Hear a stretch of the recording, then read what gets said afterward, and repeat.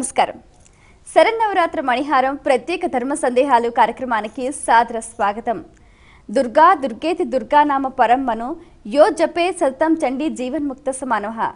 దుర్గా అన్న నామాన్ని జపిస్తే చాలు దుర్గతులన్నీ కూడా దూరం అయిపోయి దుఃఖాలను నాశనం చేసి సద్గతిని ప్రాప్తిస్తుంది అని అంటూ ఉంటారు. మరి మనకున్న అలంకారాలలో దుర్గాదేవి అవతారానికి ఎంతో విశిష్టత దాగి ఉంది. ఆ అమ్మను ఎలా ఆరాధించాలి, ఆ అమ్మ అనుగ్రహం పొందాలంటే ఏం చేయాలి, అలాగే ఎంతోమంది రాక్షసులను సంహారం చేసిన దుర్గామాత అనుగ్రహం పొందటానికి ఎటువంటి విధి విధానాలను పాటించాలి, దీనికి సంబంధించి ప్రేక్షకులు ఎన్నో రకాల ఉత్తరాలను మన ఈ కార్యక్రమానికి రాసి పంపించారు.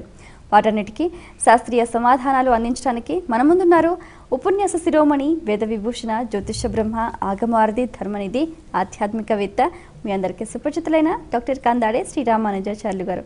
వారితో మాట్లాడి మరిన్ని విషయాలు వారి మాటలో తెలుసుకుందాం. ఈనాటి కార్యక్రమాన్ని ప్రారంభిద్దాం. నమస్కారం అండి.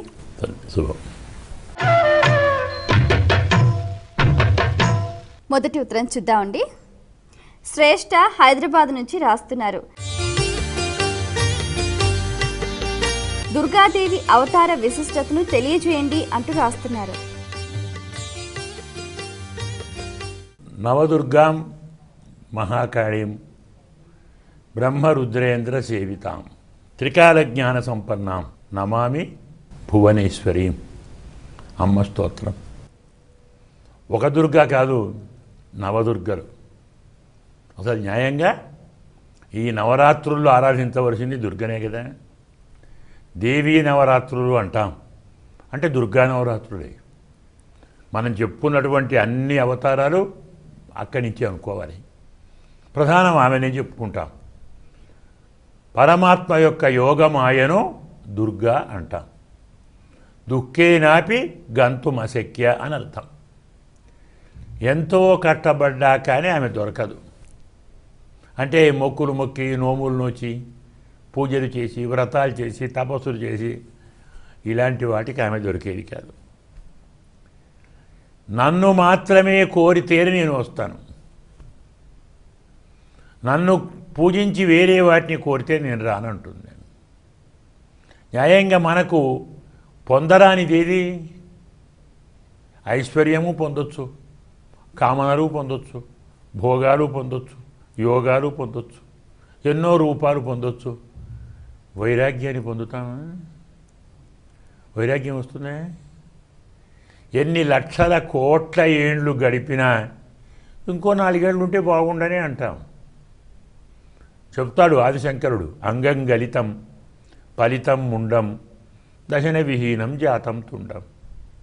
శరీరం ముడతలు పోయినాయి, ఎత్తి తెల్లబడింది, నోట్లో పండ్లు పోయాయి. వృద్ధోయాతి గృహీత్వా దండం. వృద్ధుడు కట్టబెట్టుకొని పోతాడు. ఇన్ని మారుతాయి కానీ తదపి నముంచతి ఆశాపిండం. ఆశ మాత్రం పోదు. అది పోవటానికి దుర్గను ఆరాధించాలి. కంసుడు చంపటానికి వస్తేనే పరమాత్మ యోగమాయను పంపి ఆమె అష్టభుజగా ఆకాశంలోకి ఎగిరి ఆమె నారాయణి, దుర్గా, కాత్యాయని ఇలా రకరకాల నామాలతోటి సర్వమంగళ మాంగళ్యే శివే సర్వార్థ సాధకే శరణ్యే త్ర్యంబకే దేవి నారాయణి 16 నామాలు చెప్తాడు. స్వామే చెప్తాడు, ఈ 16 నామాలతో నీవు ప్రసిద్ధి పొందుతావు, అడిగిన వారి అన్ని కోరికలను తీరుస్తావు, అందరితో ఆరాధించబడతావు అని చెప్తారు దుర్గను. కాబట్టి సాంసారిక కామనలు కాకుండా పారమార్థిక కామనలు కోరేవారు దుర్గను ఆరాధిస్తారు. ఈమె వ్యాఘ్రవాహనాన్ని, సింహవాహనాన్ని ప్రసిద్ధి ఉంది. ఒక్కొక్క ఆగమంలో ఒక్కొక్క వాహనం చెప్తారు. సింహం అంటే ఏమర్థం? హింసించేది. భవేత్ వర్ణాగమాత్ హంస సింహో వర్ణ విపర్యయాత్. సింహ అనేది అక్షరం తలకిందలైందట. అంటే ఏమిటి? హింస. ఆ హింస వాహనమైంది అంటే ఈమె హింసనే హింసిస్తుంది. మనందరం చేసే పని అదే కదా. ఆ హింసను ఈ తల్లి హింసిస్తుంది. అంటే కామము, క్రోధము, లోభము, మోహము ఇలాంటి అరిషడ్ వర్గాన్ని పోగొట్టేది దుర్గా. అందుకే ఈమె అష్టభుజ, 8 భుజాలతోటి మనకు అణిమ, మహిమ, గరిమ, లఘిమ, ప్రాప్తి, ప్రాకామ్యం, ఈశత్వం, వసిత్వం అనే 8 సిద్ధులు ప్రసాదిస్తుంది. కొన్ని శాస్త్రాల్లో 16 భుజాలుగా చెప్తారు. 5 జ్ఞానేంద్రియాలు, 5 కర్మేంద్రియాలు, 5 విషయాలు, మనస్సు. ఆమెనే షోడశి అంటాం కదా, ఉపాసన చేస్తాం షోడశి.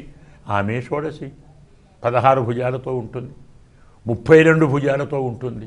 32 అంటే 32 బ్రహ్మ విద్యలు ప్రసాదించేది అని అర్థం. కాబట్టి జ్ఞానాన్ని కోరి, తత్వాన్ని కోరి, ధర్మాన్ని కోరి ఆరాధించాలి దుర్గను. అందుకే ఆమెను ఆరాధించడం కష్టం. ఆరాధించాలంటే కోపం పోగొట్టుకోవాలి, కోరిక పోగొట్టుకోవాలి. 10 మందికి మేలు చేయాలనే మంచి భావన ఉన్నవాళ్ళు దుర్గారాధన చేయాలి. కానీ ఇప్పుడు చాలామంది దుర్గారాధన కూడా తమకితో తయారు చేస్తున్నారు. అన్ని కోరికలు తీర్చుకోవాలని చేస్తున్నారు. అన్ని కోరికలకు ఆమె కావాలా? ఏంటి అవసరం ఏమిటి? ఎలాగో తల్లిదాకా వచ్చాం కాబట్టి తల్లి పిల్లవాడికి ఏమిస్తుంది? శ్రేయస్సిస్తుంది, హితం ఇస్తుంది. దాన్ని కోరండి. ఏది నాకు శ్రేయస్సో దాన్నివ్వు తల్లిని పిలవండి. ఆమె పేరే దుర్గా. చెప్పాం కదా, దుర్గం దుఃఖేనాపి గంతుమశక్య. కష్టపడి కూడా ఆమెను ఆరాధించలేరు, మనోనిగ్రహం కావాలి. అమ్మను ఆరాధించే వారికి ఆరాధన ప్రారంభంలో ఆ తల్లి మనను పరీక్షించడానికి రకరకాల రూపాలతో వస్తుంది. కొన్ని సౌమ్యంగా ఉంటాయి, కొన్ని భయంకరంగా ఉంటాయి. ఆ భయంకరం అందుకోసమే. మనలో ఉన్న భయం పోగొట్టడానికి ఆమె భయంకరంగా వస్తుంది. మనలోని కోపం పోగొట్టడానికి ఆమె కోపంతో వస్తుంది. మనలో ఉన్నటువంటి లోభాన్ని, మోహాన్ని పోగొట్టడానికి ఆమె మోహినిగా వస్తుంది. కాబట్టి మన దోషాలు పోగొట్టి మంచి గుణాలు కలిగించి, మంచి భావన కలిగించి పరమాత్మ ప్రాప్తిని అందించే తల్లిని మనం దుర్గగా చెప్తాం. స్వామి ద్వారా మనకు కావాల్సినటువంటి మోక్షాన్ని ఆ తల్లి ఇప్పిస్తుంది కదా, అందుకే ఆమెను దుర్గా అంటాం. అలాంటి దుర్గను ఇలాంటి భావంతో ఆరాధన చేసి ఫలితాలు పొందండి. మరి ఉత్తరం చూద్దామండి. కరీంనగర్ నుంచి వైదేహి రాస్తున్నారు.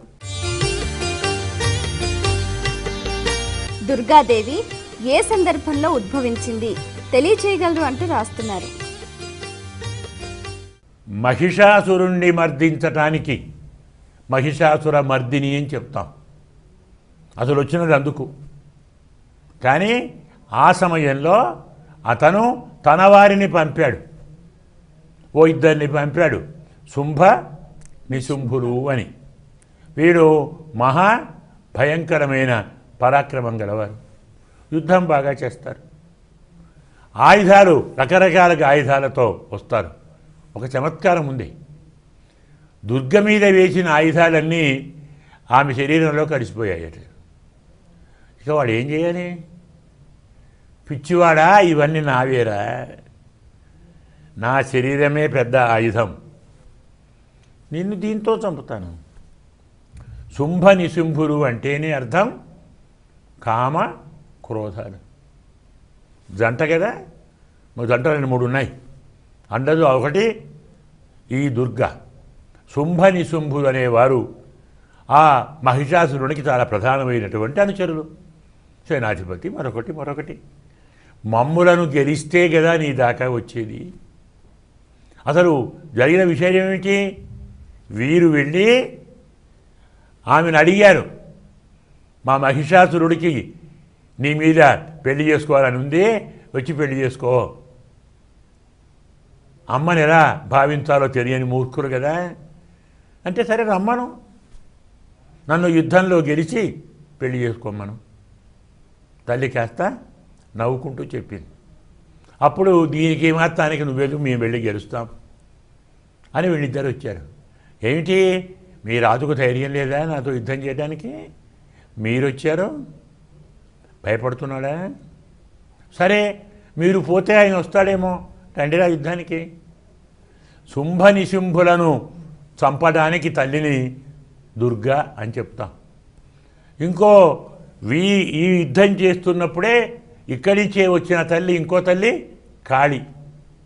వాడు ఇంకోటి వస్తాడు అటచుడు, వాడి పేరు రక్తబీజుడు అంటారు. వాడు ఎలాంటి వాడు రక్తబీజుడు? వాడి స్వరూపం ఏంటి? ఒక రక్త చుక్క భూమి మీద పడితే 1000 మంది పుడతారు. వాళ్ళలాంటి వాడు. ఈమె ఆయుధం వేసేసింది, గాయమైంది, రక్తం పడింది, పుడుతూనే ఉన్నారు. ఎన్నిసార్లు వేసినా ఒకడు పోతే 1000 మంది పుడుతున్నారు, 1000 మంది, 1,00,000 మంది పుడుతున్నారు. ఏమిటి?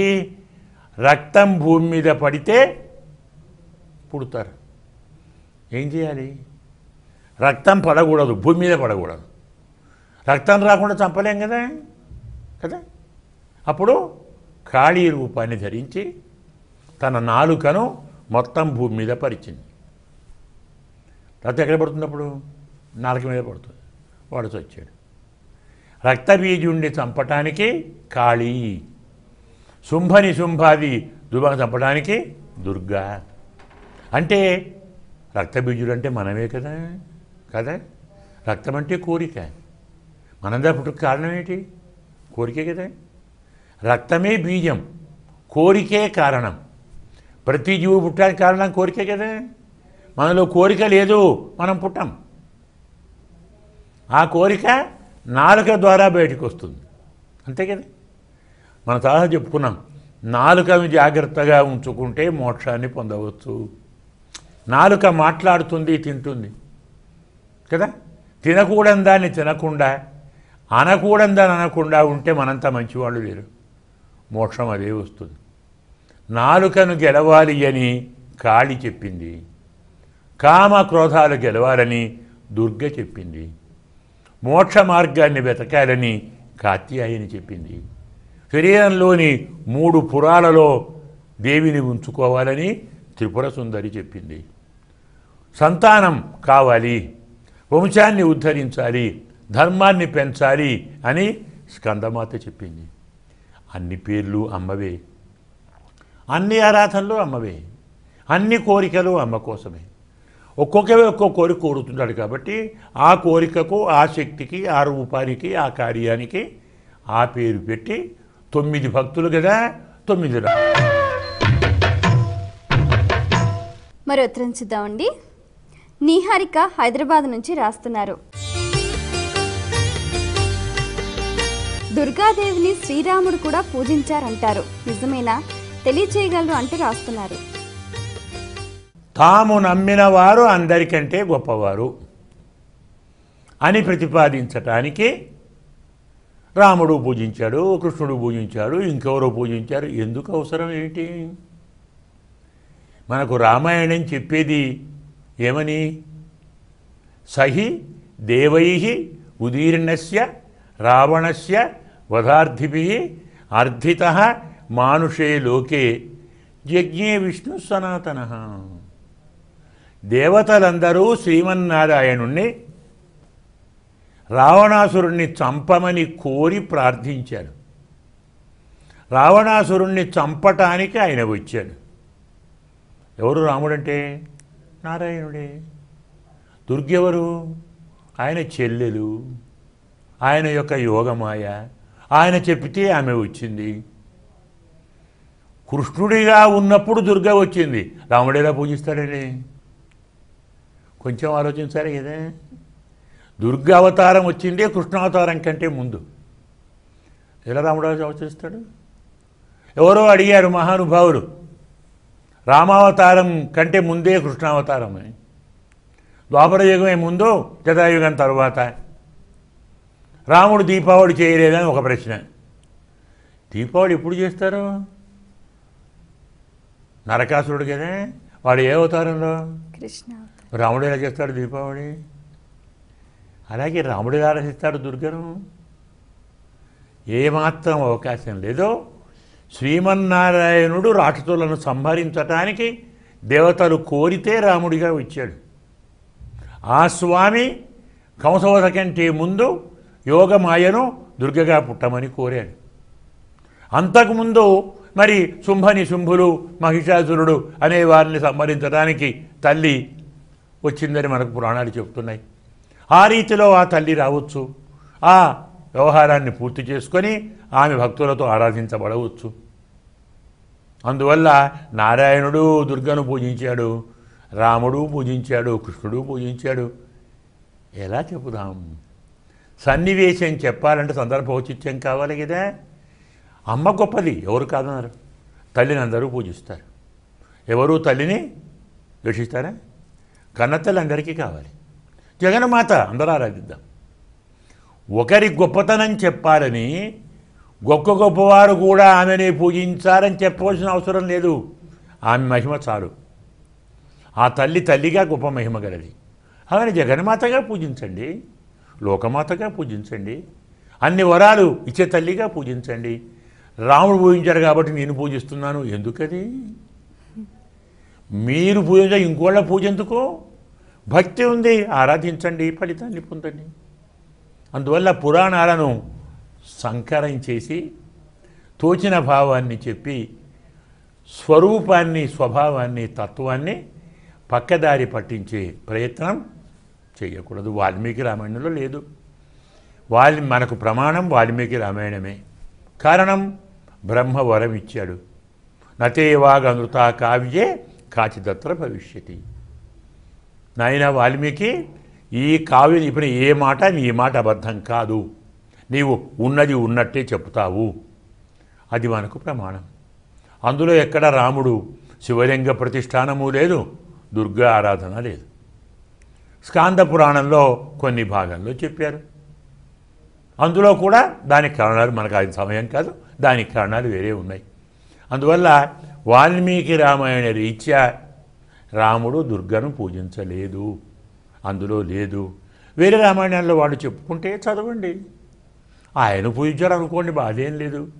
వాళ్ళు పూజించుకున్నా, వాళ్ళు దూరంగా ఉన్నా మనకందరూ పూజించవారే కదా. మనం తల్లిని పూజిద్దాం, వరాలు పొందుదాం, సంతోషిద్దాం. మరి ఉత్తరం చూద్దామండి. దేవిక హైదరాబాద్ నుంచి రాస్తున్నారు. దుర్గాదేవికి నివేదించాల్సిన పదార్థాలు ఏవి తెలియచేయగలరు అంటూ రాస్తున్నారు. మనం చాలాసార్లు చెప్పుకున్నాం, ఫలానా దేవికి పదార్థాలంటూ నియమం లేదు. వాస్తవంగా మన ఇష్టమే ఆమెకి ఇష్టం. శాస్త్రం చెప్పినది, ఆగమశాస్త్రం, ఏ పదార్థాలు నీకు బాగా ఇష్టమో వారింపు చేయి దేవికి. ఎందుకంటే తినేది నువ్వే, ఆమె తినదు. ఏ దైవం మన పదార్థం తింటుందే? ఒక్కనాడు భగవంతుడు అన్నం తిన్నాడనుకో, మనం పెట్టింది మనం వాళ్ళ తెల్లారి చేస్తామా? మాకే కరువు ఉంది, కొత్త మెంబర్ వచ్చి మేము ఎక్కడ పెడతామయ్యా అంటాం. ఆరగింపు అనేది మన ఇష్టం. కానీ అందులో చేయకూడనివి కొన్ని ఉన్నాయి. తామసాహారం చేయవద్దు, సాత్వికాహారం చేయాలి. అంత కావాలంటే రాజసాహారం చేయాలి. ఎప్పుడూ తామసాహారం ఏవైతే మనము తీసుకోకూడదని శాస్త్రం చెప్పిందో అవి మనం ఆరగింపు చేయకూడదు. ఇప్పటి కాలంలో, అప్పటి కాలంలో కూడా చాలామంది తామసులు అమ్మను, మాకు శక్తి ఉంది కదా, తామసారాధన అంటాం, కూడ విద్య అంటాం, కూట విద్య అంటాం. ఈ మాయాన్ని వామాచారము అని ఒకటి ఉంది. ఆ వామాచారాన్ని ఆరాధించేవాళ్ళు ఆ తల్లికి మద్య మాంసాలు కూడా చేస్తున్నారు. ఏ శాస్త్రము చెప్పలేదు. బలి ఇవ్వమంటారా? తల్లి హింసను కోరుతుందే, ఆతరి రక్తం కోరడం ఏంటండి? ప్రేమిస్తుందా, ద్వేషిస్తుందే? నీకు ఇష్టం కాబట్టి, ఇప్పుడు మీరు చెప్పారు నాకు ఇష్టమని, నాకు ఇష్టం మాంసం, నేను ఆడింపు చేస్తాను అనేవాళ్ళు ఉన్నారు. నీకు ఇష్టమైంది కూడా శాస్త్ర సమ్మతమైతేనే చేయమని చెప్పారు. నీకు మద్యం ఇష్టం, ఆరింపు చేయకు. మాంసం ఇష్టం, ఆరింపు చేయకు. దాన్నే చేసి బలి అని జంతుహింస చేసి, ప్రాణహింస చేసి శాస్త్రాన్ని, ఆచారాన్ని, ధర్మాన్ని పక్కదారి పట్టిస్తున్నారు. వామాచారం అంటారు దాన్ని. దాన్ని ఏ సాత్వికులు ఒప్పుకోరు. అలాంటివి చేయకూడదు. సాత్విక ఆహారం చేయండి, హాయిగా మధురం చేయండి. మీకు బాగా ఇష్టమైతే పులిహోర చేయండి, చక్కెర పొంగలి చేయండి, దధ్యోదనము చేయండి. పరమాన్నం సకల దేవతలకు ప్రీతి. పరమాన్న ప్రియా దుర్గా శాస్త్రం. దుర్గాదేవికి పరమాన్నం చాలా ప్రీతి. పరమాన్నం అంటే బియ్యాన్ని పాలలో ఉడికించాలి, నీళ్లు కలవకూడదు. చాలామంది నీళ్లు పోసి ఉడికిస్తారు, తర్వాత పాలు పోస్తారు. బియ్యాన్ని పాలలో పోయాలి, పాలలోనే ఉడికించాలి. చివరి ఉడికొచ్చే సమయానికి అందులో నెయ్యి వేయాలి, అప్పటికి బియ్యం ఉడుకుతాయి. నెయ్యి పాలు కలిసిన తర్వాత అప్పుడు మనం శర్కర వేయాలి.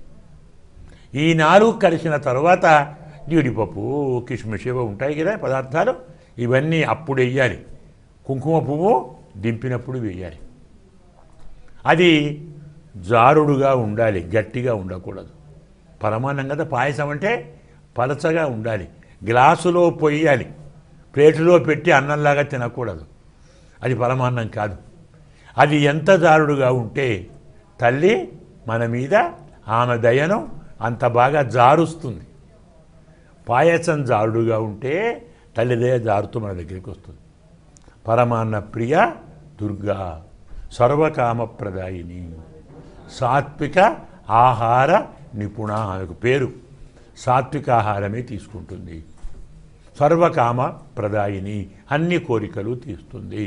సర్వశత్రు నిబర్హణ, శత్రువులందరినీ నశింపచేస్తుంది.